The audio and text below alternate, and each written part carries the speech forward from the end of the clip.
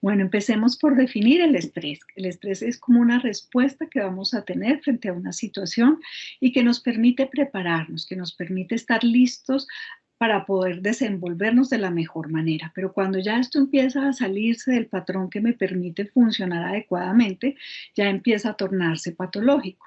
El estrés se puede dar en distintos escenarios de la vida. Uno de los más frecuentes pues es el laboral, ya que es donde nos desempeñamos por lo menos unas 8 horas del día y donde estamos enfrentando una gran cantidad de retos.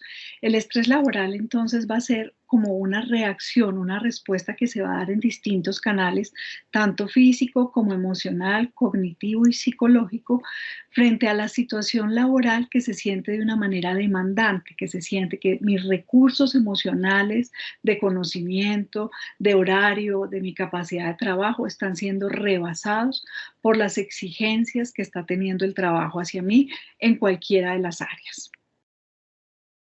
Bueno, el estrés laboral va siendo la sumatoria de varios factores. Tiene que ver uno en cómo estoy yo en mi ser. Entonces, si yo estoy bien de salud, si estoy durmiendo bien, si estoy cuidándome, si tengo tiempo para mí, pues quiere decir que tengo más capacidad de enfrentar una situación difícil. Si yo no estoy bien, entonces este es el primer factor que puede incidir. Tengo pocas horas de descanso o tengo problemas personales o mi salud no es óptima, esto va a ser el primer factor que me va a hacer vulnerable. Si a esto le empezamos a sumar distintas cosas, como que va llenándose uno de más razones para entrar en una sobrecarga laboral, como por ejemplo, una de las más frecuentes tiene que ver con el exceso de horas. Entonces hay personas que ya no son las 8 horas, sino que cada vez van aumentando este tiempo a costa de robarle tiempo a la vida, al sueño, al descanso, a las distintas actividades que podemos tener. El trabajar también con una presión muy alta. Este también es una razón muy frecuente. Cuando las expectativas del trabajo son tienes que dar cada vez más rendimiento y cuando la persona tiene que hacer el trabajo de dos o tres personas, lo cual pues se va volviendo una situación imposible. Y es como permanentemente estar escalando el Everest. La sensación es un esfuerzo gigantesco, eso haciendo que las personas entren también en ese desgaste continuo. También hay otros factores que contribuyen, como cuando un trabajo es muy rutinario, que no tiene estímulos, poco gratificante, muy monótono. Y gratificante y poco gratificante en todos los sentidos, desde lo laboral, la parte remunerada, que no es un salario justo, o poco gratificante porque el entorno no es amable, el entorno no genera ningún tipo de estímulo positivo ni ningún reconocimiento, o porque ya hay situaciones de maltrato. También hay toda esta situación que se da de inestabilidad laboral es otro factor que genera este estrés. La sensación de que en cualquier momento me pueden despedir, de que el contrato que tengo es muy cortico y de que tengo una cantidad de responsabilidades. Entonces, vivir también con esta sensación de que si mañana me quedo sin trabajo porque soy de libre nombramiento y remoción o porque en esta empresa es muy inestable, siempre la historia del trabajador también va a generar entonces un factor de riesgo. El no ser tenido en cuenta en las decisiones y en las promociones, porque a veces es la sensación de que no es justo el ambiente laboral, como que promueven al que no tenía como todos los méritos o que uno tiene todos los méritos y no lo tienen ni siquiera en cuenta. Esto también genera esa sensación de malestar.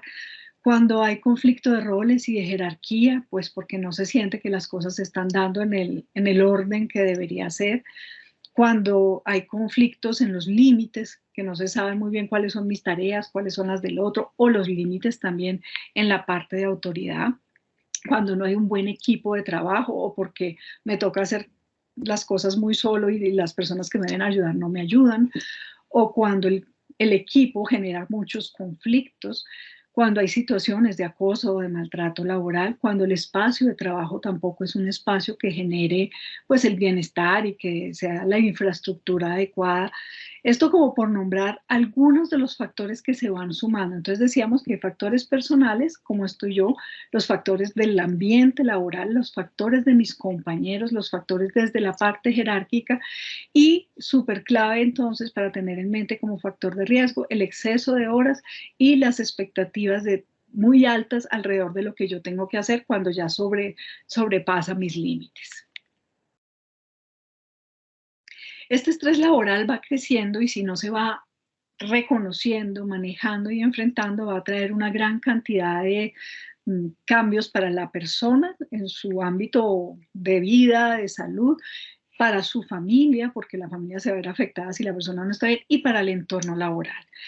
¿Qué empieza a presentarse? Entonces empieza a darse una insatisfacción laboral, esa sensación de no me siento contento, eh, siento que no estoy progresando, no disfruto las cosas, una sensación de frustración. Las personas empiezan a enfermarse más fácilmente, a tener dolor de cabeza, espasmos musculares, bruxismo, ansiedad.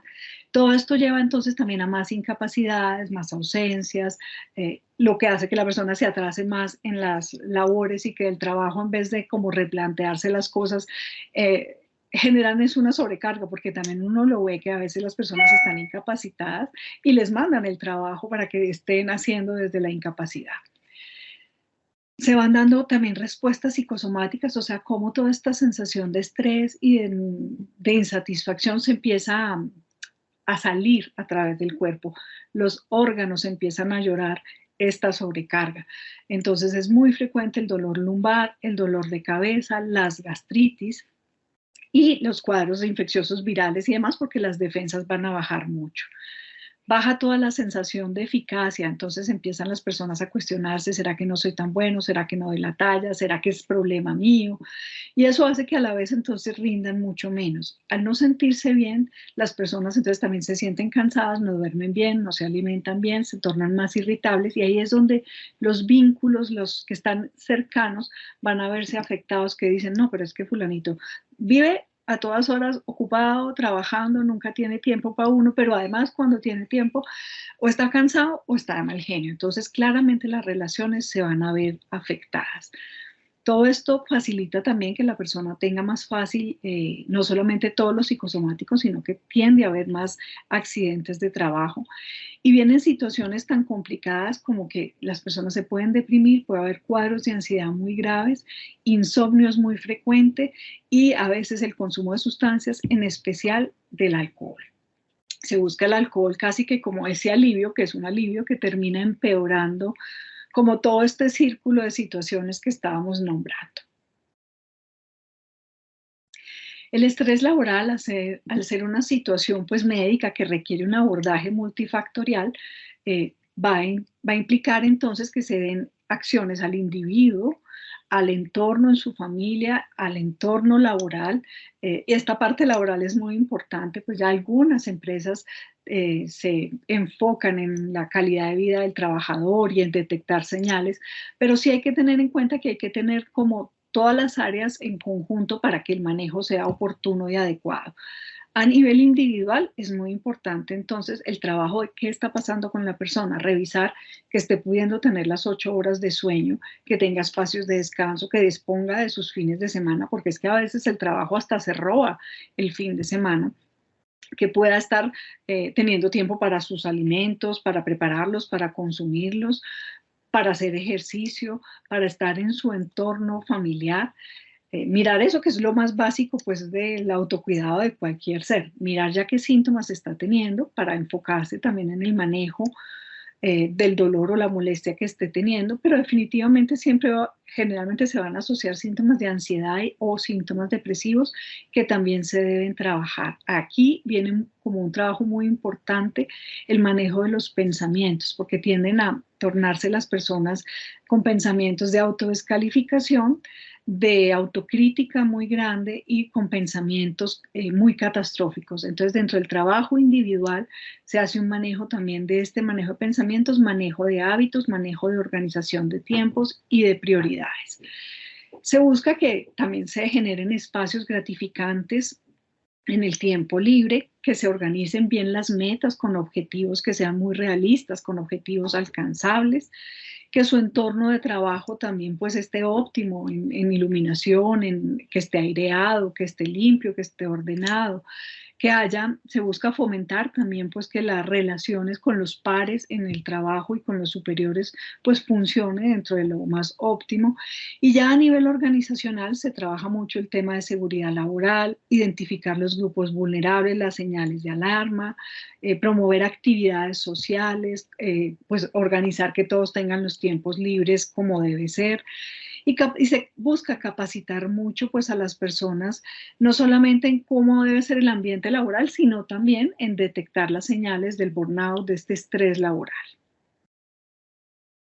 Bueno, como decíamos ahora, un énfasis súper clave, el cuidado personal, en tener los tres pilares de la salud: ejercicio, sueño a las 8 horas, que yo escucho mucho a las personas que disminuyen horas de sueño para trabajar más y rendir más, y resulta que mientras más trabajo rindo menos porque mi cerebro se va cansando.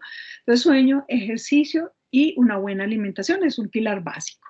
Hay actividades que nos van a ayudar a buscar, por ejemplo, en los celulares. Hay muchas aplicaciones que uno puede bajar que le ayudan a manejar relajación, respiración, ejercicios para estar haciendo algún movimiento en las pausas activas. La meditación, el yoga también pueden ayudar. Siempre estar muy atentos a trabajar en el bienestar mental de cada individuo y en todas las actividades que ayudan a que la persona se sienta bien, que pueda manejar sus conflictos, que aprenda a identificar sus emociones.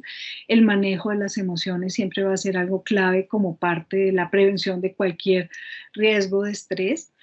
Educar en todo lo que tiene que ver con salud mental y en prevención de suicidio y en detectar las señales de suicidio.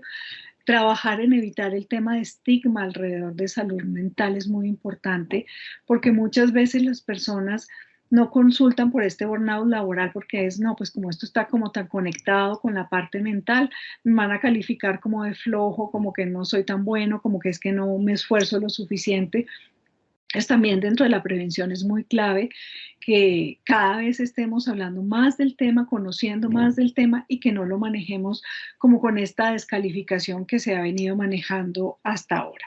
Siempre va a ser muy importante favorecer también las relaciones interpersonales, las mías como individuo y las mías con mi entorno laboral, y buscar siempre crear un espacio de trabajo que sea seguro, con estímulos positivos, que motive a sus empleados, que cuide a sus empleados, que cuide como todo el entorno laboral como parte de la prevención. Y la comunicación.